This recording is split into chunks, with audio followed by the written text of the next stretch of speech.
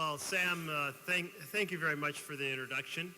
And I'll tell you that the thing that I really appreciated is that from before the time Sam became mayor, he understood something that many former mayors and county commissioners, or not county commissioners, but city commissioners, didn't understand, which was if you're sitting downtown and you live downtown and you're serving on the city council, you look east and you kind of see the eastern edge of the city and you think that the city ends at Mount Tabor.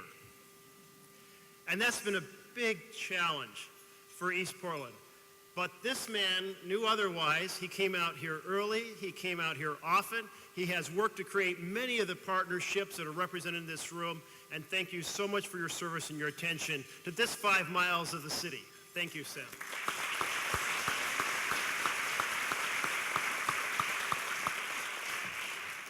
I join with the mayor in thanking the many groups that he mentioned that are sponsoring this conference. I won't repeat all their names. And they too reflect the many changes that have occurred over the years. I thought I'd give you all a little bit of a personal story today because I've come to make East Portland my home twice in my life under very different circumstances. The first was that my father was a millwright, and he was working. Millwright is a mechanic that keeps a sawmill operating. He loved that job. He said he went to work every day knowing that if he did his job right, then the machinery operated, which meant that the workers had a job and the company made money and things would go forward well. And he loved that sense of responsibility and the many everyday challenges that came with it. And what happened was that an investor bought the company, sold the timber to another company, and overnight, it was one of those Friday night pink slip things, it was shut down. And so he went from the best job in the world to being unemployed, went to Roseburg, worked for Caterpillar. They shut down their shop, proceeded to build houses, found he was very good at building houses, but not so good at selling them. He took love, he really had a passion for the handicraft, but not so much on the sales end.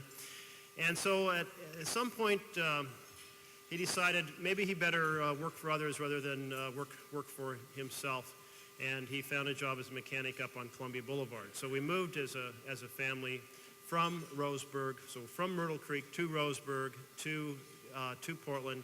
And after a year in a rental house just east of 82nd, and so I went to Binsmead for a year, we moved out to this part, 135th, where my mother still lives, and I was in the David Douglas district from 3rd grade on up.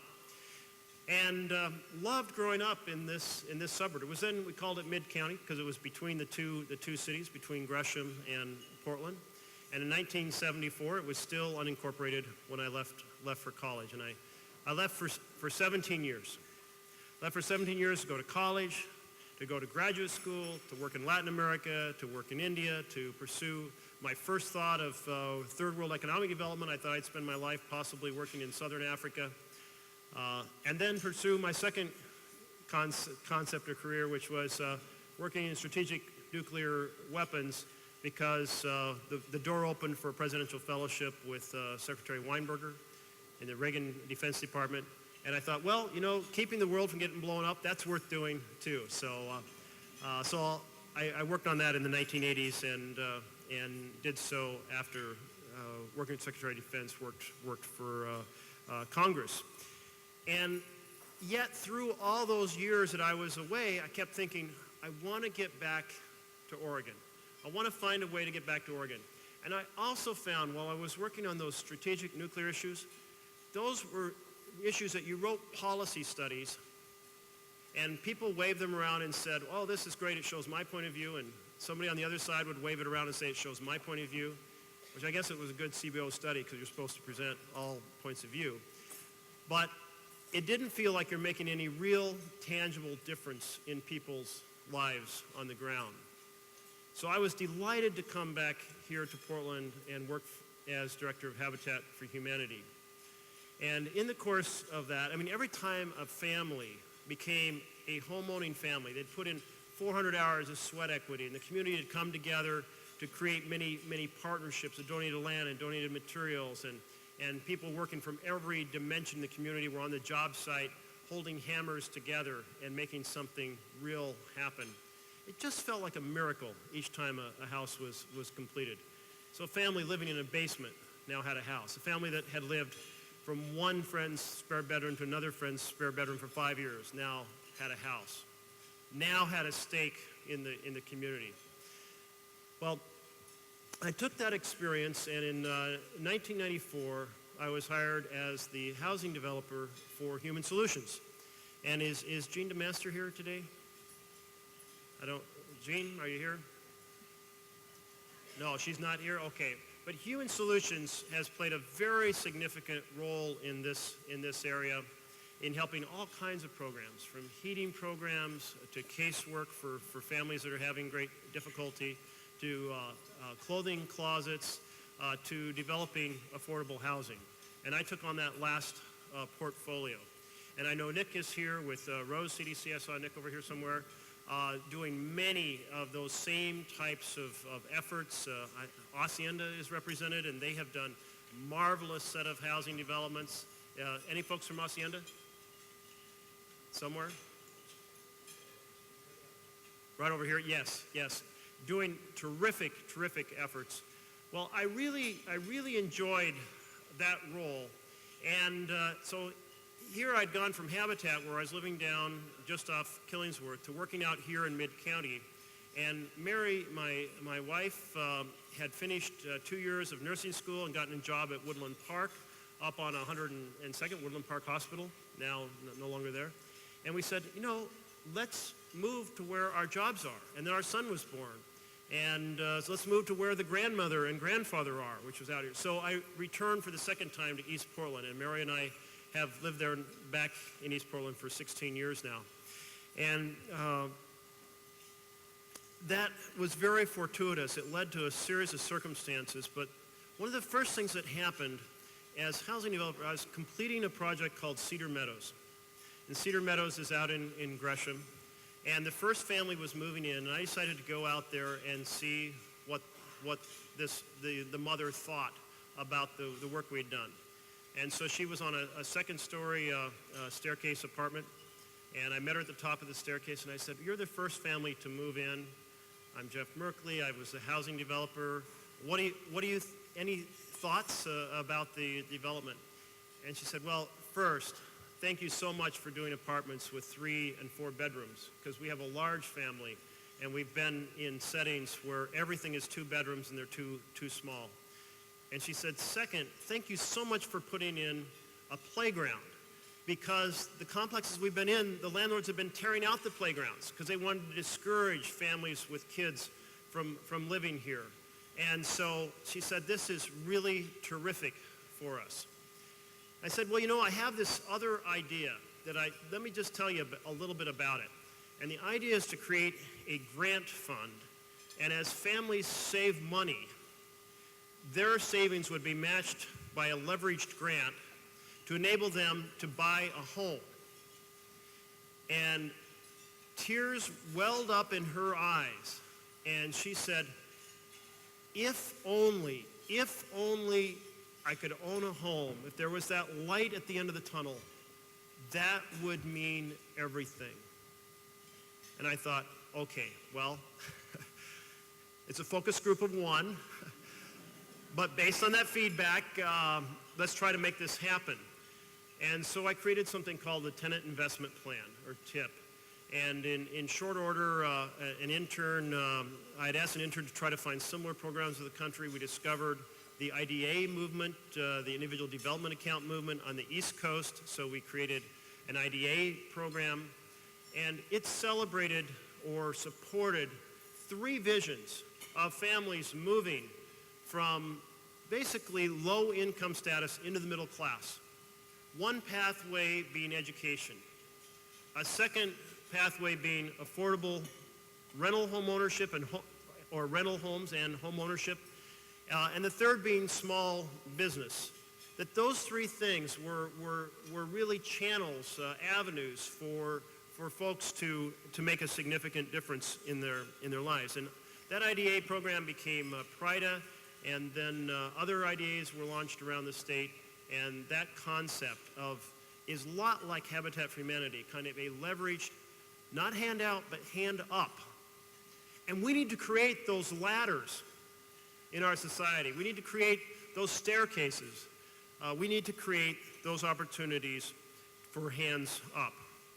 And as I was involved in human solutions and working here in the community, this was at the same time the city annexed this area in. And the initial annexation didn't go over real well. For those of you who lived here at that time, you might recall the tensions that went with that. Essentially, the city said to the people of East Portland, if you are annexed, you will not have to pay a stormwater fee because you have dry wells.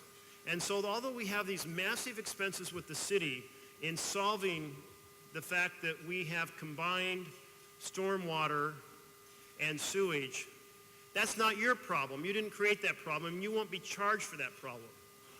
Well, just after annexation, the city said, oops, changed our minds.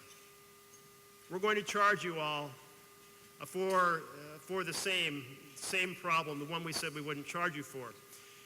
And does anybody remember that? Anybody remember being part of that? Several folks who have been here a while.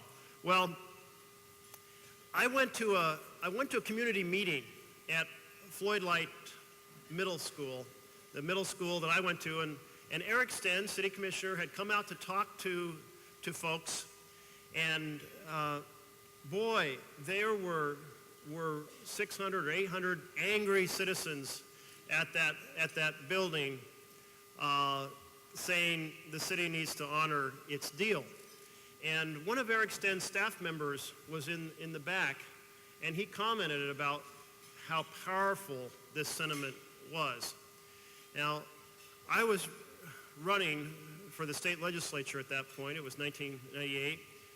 And I thought, well, it gave me kind of an idea, which was that because we don't have city councilors who are elected by district, that whoever serves in the legislature for this community also needs to be an advocate with the city on various issues, that could be a valuable role. And so I produced this campaign mailing, which I could not find, but Mary found it for me last night. And it's a lightning storm. You can all see that, with a simple question on the front. Are you angry about unfair stormwater fees? The backside of it says, I am. You and I pay high stormwater fees for a service we don't need. In East Portland, we take care of our own stormwater with dry wells. For residents like us, the stormwater fees are an unfair and outrageous tax. And then I had a little box here you could cut out, and it said, yes, I'm angry about unjust stormwater fees. Please keep me posted. And how to fight this unfair tax. East Portland Coalition to End Unfair Stormwater Fees. And I remember struggling over whether to call it the East Portland Coalition, the Mid-County Coalition, the Far East Coalition. I thought, this requires, the people are getting this in their mail.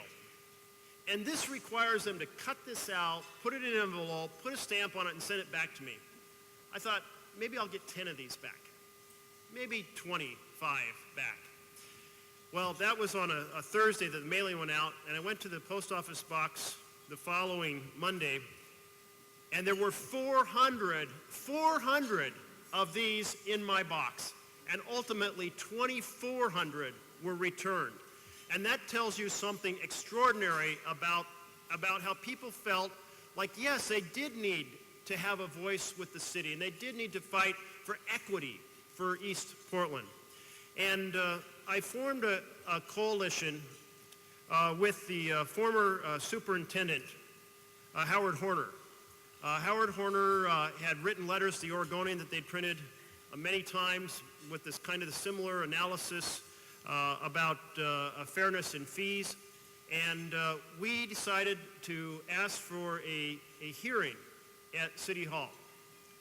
And the City Hall said, yes, we will hold the hearing. And now, getting folks from east of 82nd to go downtown to City Hall for a meeting was extraordinarily difficult at that time.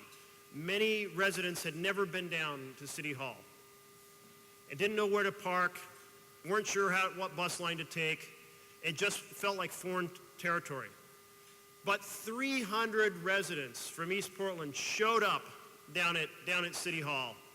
And it was the largest City Hall meeting, Eric Sten told me, in at least 3 years that they'd held.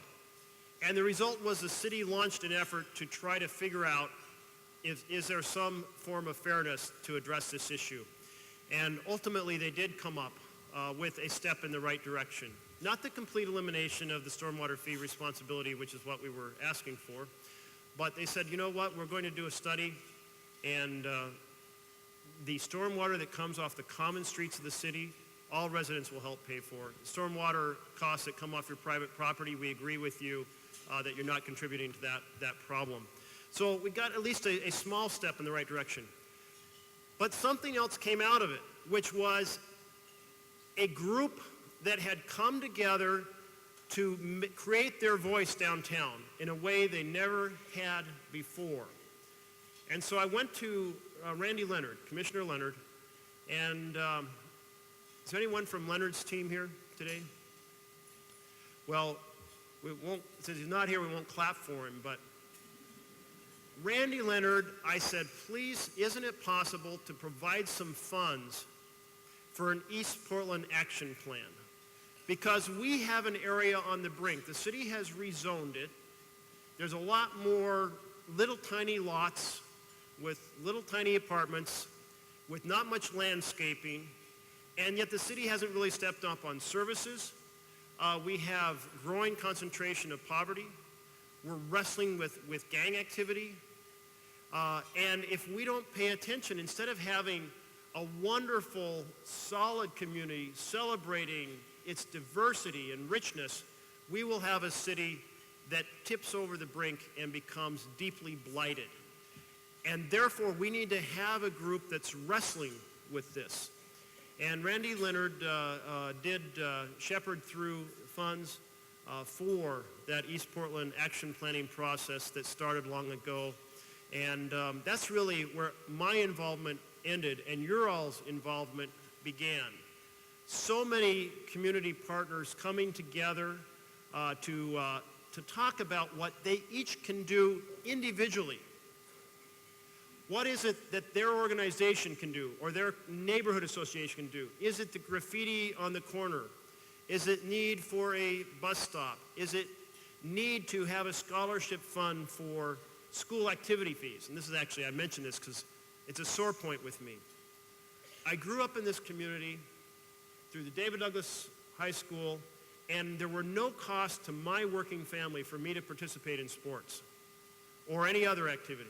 There were none. They had a whole summer set of programs. There were about 50 things you could do in the summer, no fees. But what are we doing with our children? We're charging them fees. What happens to the working families who can't afford those fees, the single-parent families? Well, the kids assume that they aren't going to be able to afford to participate on the football team or the track team. And so we need to think about, especially in this age where parents are at work until later, where childhood obesity is a problem, where childhood diabetes is a problem, a lifetime of poor health without activities, how we need to make sure all kids can participate in all activities.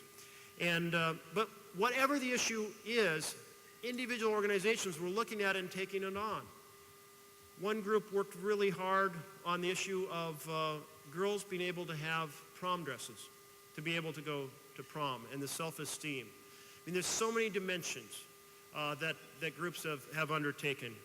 And then also working together to continue to be a voice, working with the city, working with PDC.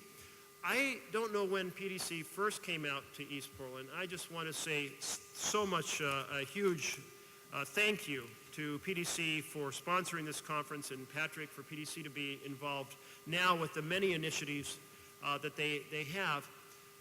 But that came because of the collective advocacy that you all created for this community. And out of that has become a reinforcement of some very key pieces of the puzzle. Pieces and these neighborhood prosperity initiatives, and I think we have Park Rose and Midway and J District and the Rosewood Neighborhood Prosperity Initiative, each of which are creating a focus group of connections for particular neighborhoods. This is tremendous. And PDC helping make this happen through the Neighborhood Economic Development Strategy, that is terrific. And I love the emphasis on communities of color, the emphasis on lower income families, the emphasis on underserved areas. So how about just another round of applause for the PDC being out here in East Portland making this happen.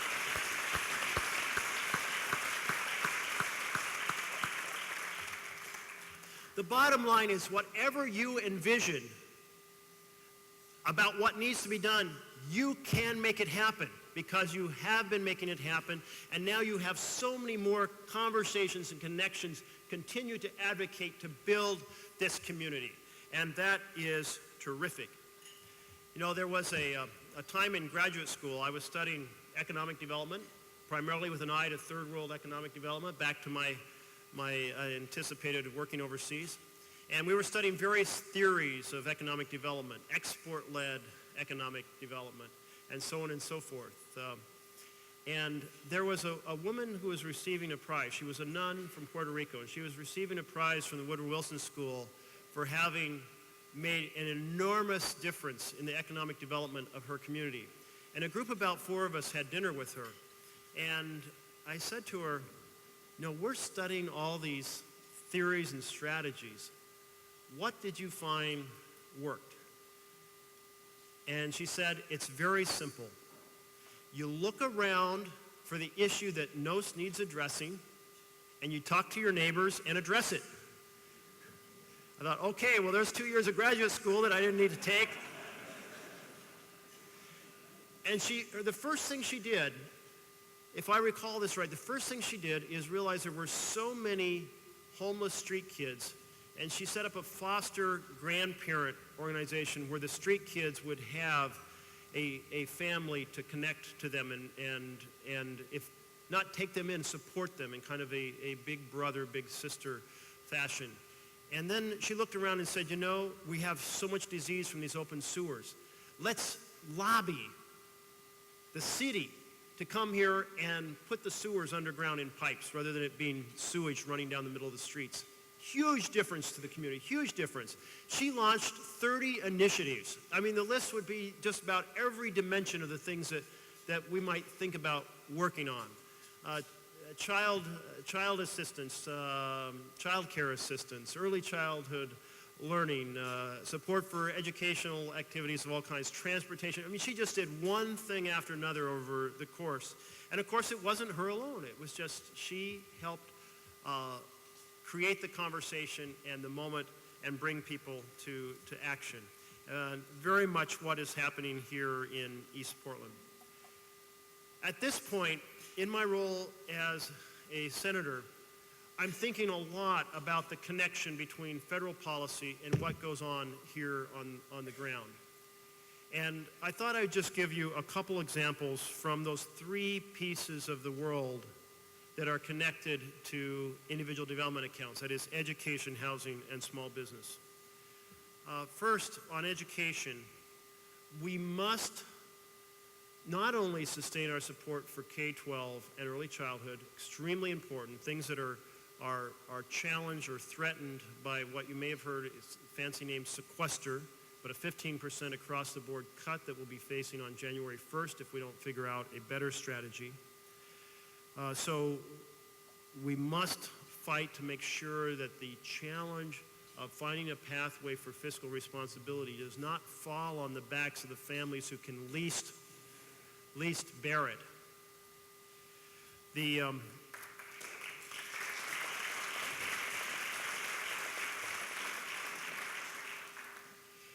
also need to look to the pathway that's affordable for further education beyond high school. I was involved in a successful effort to expand the Pell Grants Successful effort to replace the indirect loans, which had much more expensive interest rates, with direct loans.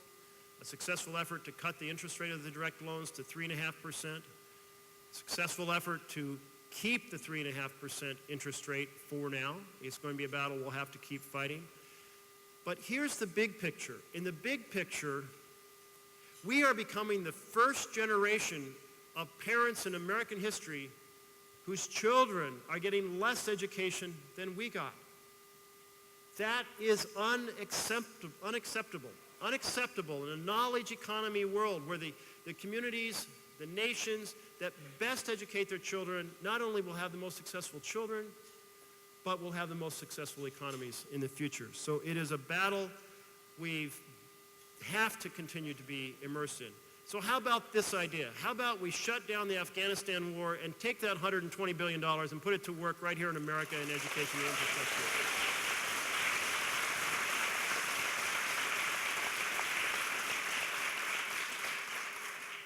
Let me turn to housing.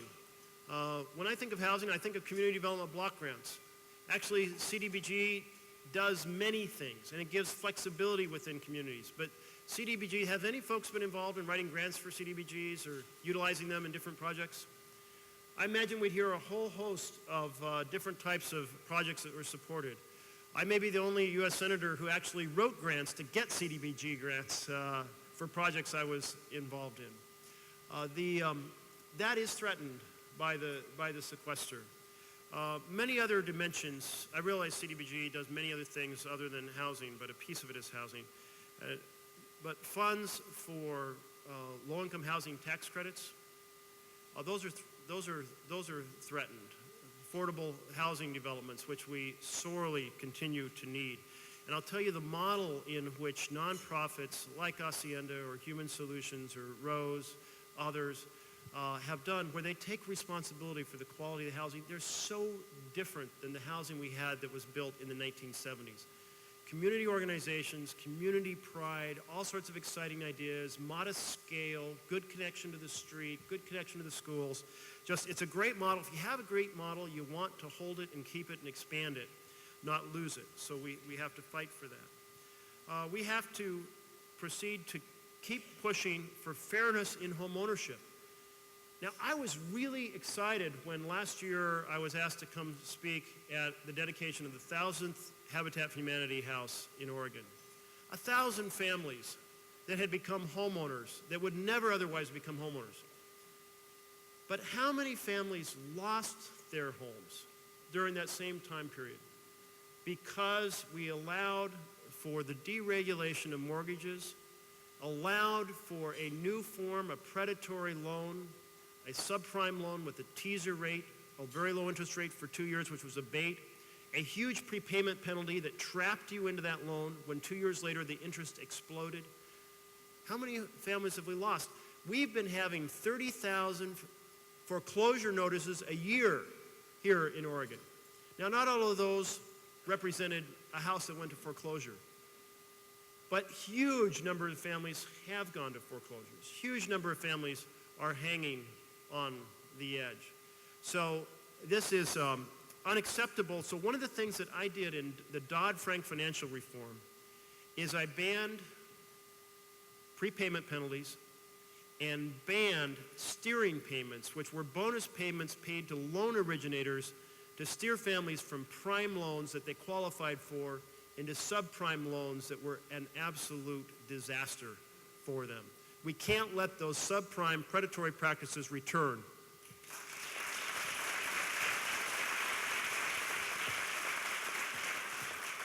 We also need to be bold in helping the families that are underwater. Every time I talk to someone about the need to do this, they'll whisper to me, my house is underwater. Not every time, but many times. And in fact, when I've been speaking with some of my Republican Senate colleagues, you'd be surprised to know that twice they've said, how does this work? Because my home's underwater. And so I have proposed a plan. It's on my website. It's called the 4% Mortgage Rebuilding American Homeownership. It's basically a way to say, look, families that are trapped in high interest loans and been making their payments the last 4 or 5 years, they're good risk. They should be able to refinance and take advantage of these historic low rates. They will have more money in their pocket. They will be spending more money in their communities. They'll be more immune to foreclosure. It's a win on every level, but we need to have a national trust that makes these mortgages possible because they don't have the collateral for the traditional system. We were so bold in helping Wall Street. Let's be equally bold in helping American homeowners.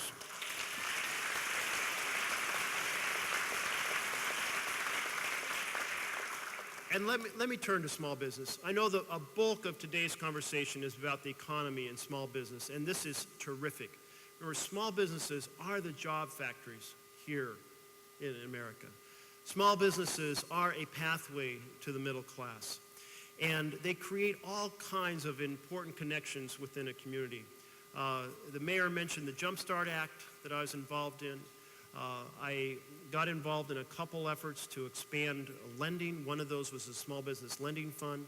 That Small Business Lending Fund was to help community banks that had reached their leverage limit and couldn't make loans. And they're the ones who understand a community yet well enough to be able to have the faith that they can make that loan and it will be a good deal. Another was to extend the 90% guarantee on the SBA loans so that we'd continue to get SBA funding during this period of recovery. And then I got involved in one other thing that is kind of an out-of-the-box idea, which was to enable small businesses to raise funds over the internet. Call it crowdfunding.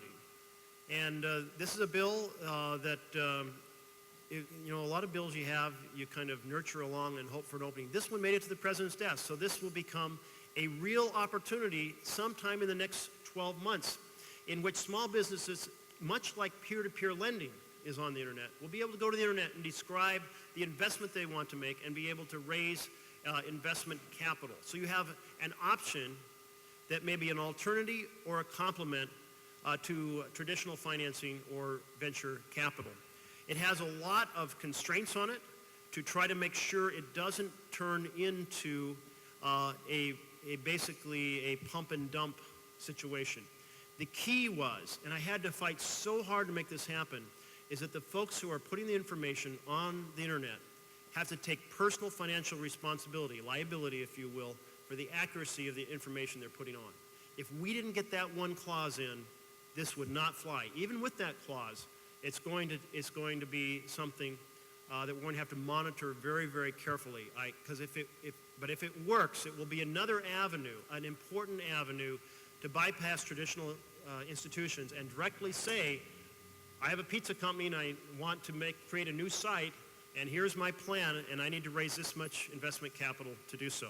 So a different way of enabling small businesses to thrive. There's a lot of work to be done at the community level, certainly at the state level, and we have some state legislators here. I saw Lou Frederick, right over here, who's doing a terrific job for Northeast Portland. Jeff Reardon, who's running, I saw Jeff here. Jeff, are you still here? Jeff is running, and I think in a few days we'll be celebrating his election. And this is the same. Well, this is a seat just to the south of the seat that I held. There may be some other legislators in the room that I didn't spot. But so the community level, the neighborhood level, the state level, and the federal level, we have to work together to try to build an America that works for working Americans. Thank you.